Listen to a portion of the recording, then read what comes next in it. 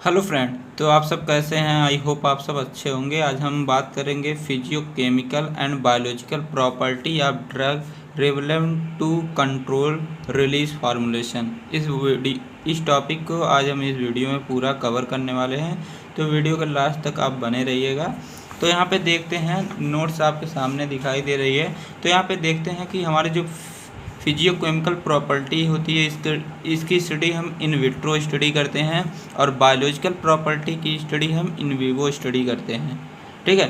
तो यहाँ पे देखिए फिजियोकेमिकल प्रॉपर्टी यहाँ पे दी गई है। पहला एक्वस सॉल्बिलिटी, मॉलिक्यूलर साइज, फिर पार्टीशन कोफिशिएंट और ड्रग स्टेबिलिटी पीकेए और प्रोटीन बाइंडिंग नेचर। और हमारा बायोलॉजिकल प्रॉपर्टी में दिया है absorption, metabolism, distribution, excretion, side effect, disease condition और ड्यूरेशन ऑफ एक्शन। तो इस सभी को हम एक एक करके देखते हैं। पहले हम देख लेते हैं फिजियोकेमिकल प्रॉपर्टी।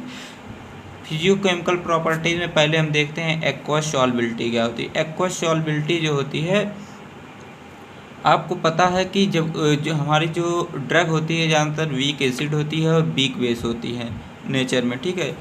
अगर वीक एसिड और वीक बेस जो ड्रग है इनकी एक्वस सॉल्बिलिटी जो होती है बहुत लो होती है। अब हमें क्या करना है, कंट्रोल करना है ड्रग रिलीज को। तो अगर हम वीक एसिड और वीक बेस जो ड्रग है इसको अगर हम शॉर्ट फॉर्म में कन्वर्ट कर दें तो इनकी जो सॉल्बिलिटी है बढ़ जाएगी। अगर सॉल्बिलिटी बढ़ जाएगी तो इनका एक्शन भी बढ़ जाएगा। ठीक है। आई होप आपको इतना समझ में आ गया होगा। ये आप यहाँ से देख के लिख सकते हैं।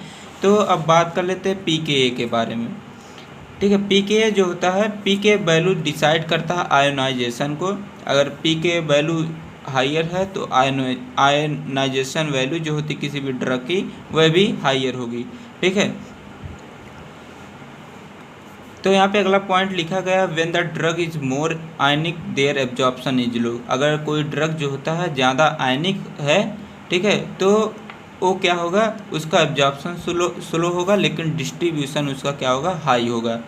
ठीक है। फिर अगला पॉइंट देखते हैं, अगर कोई ड्रग जो होता है नॉन आयनिक है, ठीक है, तो उसका एब्जॉर्प्शन क्या होगा, हाई होगा, और डिजोल्यूशन जो होगा यह स्लो हो जाएगा। तो यहाँ पे देख सकते हैं आप। ठीक है। यहाँ पे देखिए, अगर जो हमारा ड्रग है आयनिक ड्रग है, ठीक है, आयनिक ड्रग जब रहेगा तो इसका एब्जॉर्प्शन जो होगा स्लो रहेगा और डिजोल्यूशन ज़्यादा रहेगा। और यहाँ पे देख लीजिए नॉन आयनिक ड्रग है, नॉन आयनिक ड्रग अगर रहेगा तो एब्जॉर्प्शन यहाँ पे ज़्यादा रहेगा और डिजोल्यूशन कम रहेगा। फिर अगला पॉइंट देख लेते हैं, अगर हमें करना है CDDS control drug delivery system करना है, तो जो हमारा आयनिक ड्रग है और नॉन आयनिक ड्रग है इनका हम दोनों को मिला के एक ड्रग बना देंगे। ठीक है। जब हम इन दोनों को मिला के बना देंगे ड्रग, तो इसमें जो एब्जॉर्प्शन एंड डिजोल्यूशन जो होगा वह धीरे धीरे होगा। ठीक है। और हमारी जो ड्रग कंट्रोल है यह भी क्या हो जाएगी, ड्रग कंट्रोल हो जाएगा। ठीक है। यहाँ से तो यहाँ पे देखिए P K value is middle, then drug absorb and dissolve slowly. ठीक है। And they show the control release manner. ठीक। आई होप आपको इतना समझ में आ गया होगा। जो पी के वैल्यू होता है एसिडिक ड्रग के लिए जो होता है 3 to 7.5 होता है, और बेसिक ड्रग के लिए जो होता है 7 to 11 होता है। ठीक है।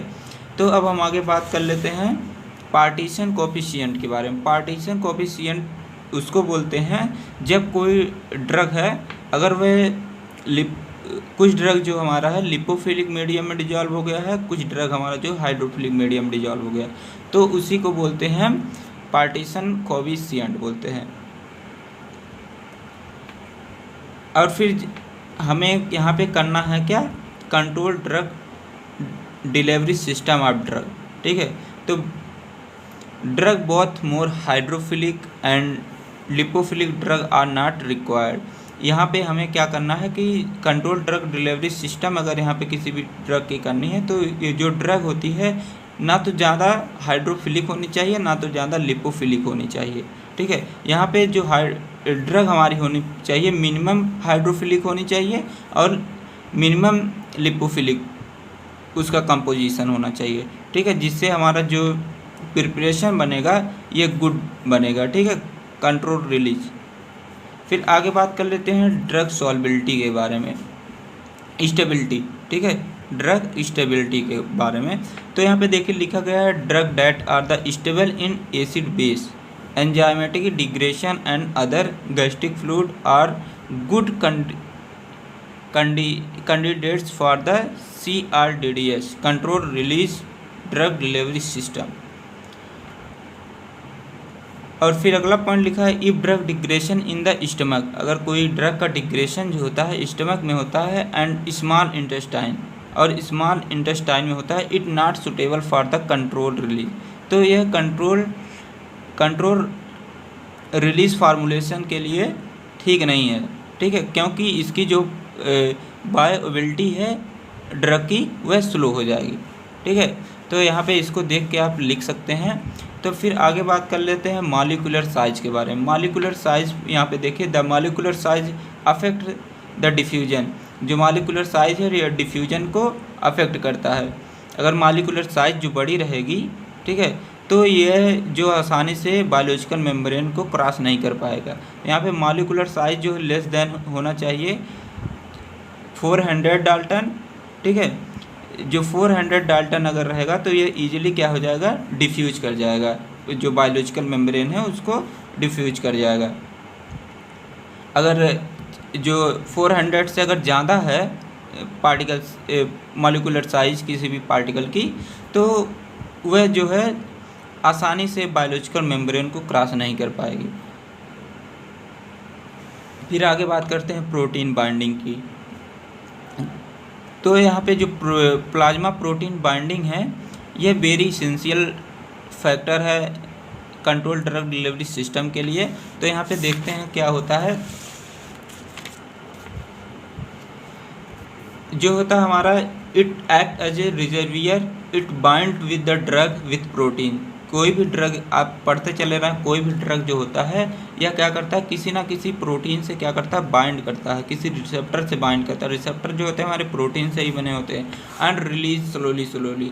और अगर हम रिजर्वियर सिस्टम बना दिए हैं, रिजर्वियर सिस्टम क्या होता है, पहले वाले वीडियो को जाके देखिए, ठीक है। रिजर्वियर अगर सिस्टम हम बना लेते हैं तो हमारा जो ड्रग है बाइंड होने के बाद स्लोली क्या करेगा, ड्रग हमारा रिलीज होगा और लंबे समय तक हमारा ड्रग जो है धीरे धीरे एक्शन अपना शो करेगा।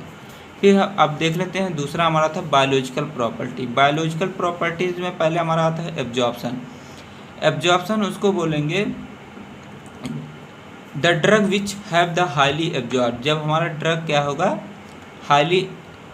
अगर हाईली एब्जॉर्ब हो जाएगा, they drug are the good for the CDDS। तो हमारा जो ड्रग है कंट्रोल ड्रग डिलीवरी सिस्टम के लिए अच्छा माना जाएगा, ठीक है। जो हमारा एब्जॉर्प्शन है, एब्जॉर्प्शन हमारा किस पे डिपेंड करता है, तो हमारा जो एब्जॉर्प्शन है एक्वस सॉल्बिलिटी पे डिपेंड करता है, पार्टीशन कोफिशिएंट पे डिपेंड करता है, pKa पे डिपेंड करता है, मॉलिक्यूलर साइज पे, ठीक है। अगर एक्वस सॉल्बिलिटी अच्छी रहेगी तो एब्जॉर्प्शन अच्छा होगा और एक्शन भी अच्छा देगा।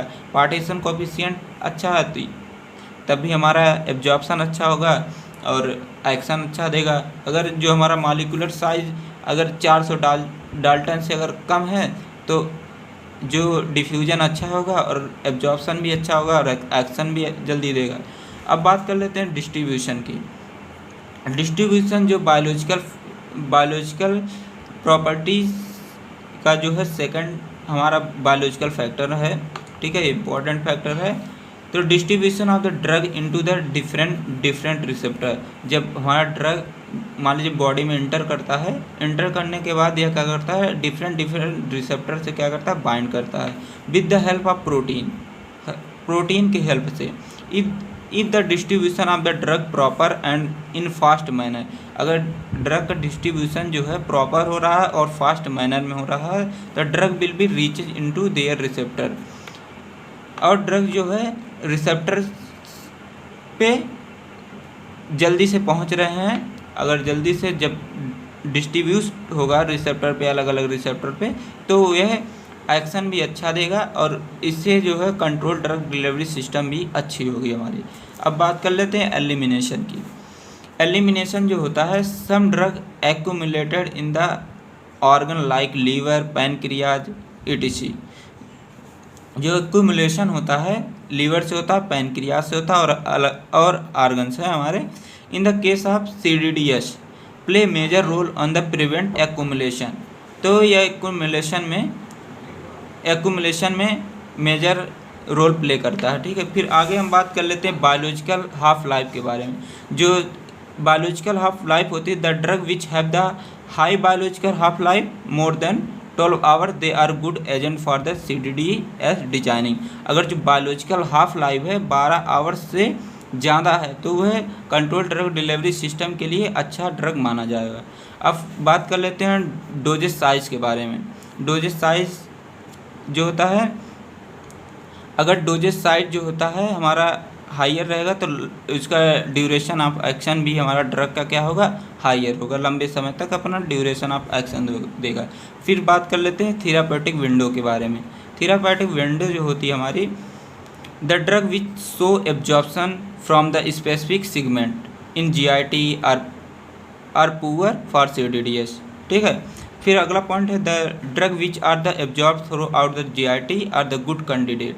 अगर GIT के अलावा अगर किसी से हमारा एब्जॉर्प्शन हो रहा है तो वहाँ पे कंट्रोल ड्रग डिलीवरी सिस्टम के लिए हमारा ड्रग अच्छी मानी जाएगी। आई होप आपको समझ में आ गया होगा। Thanks for watching my video.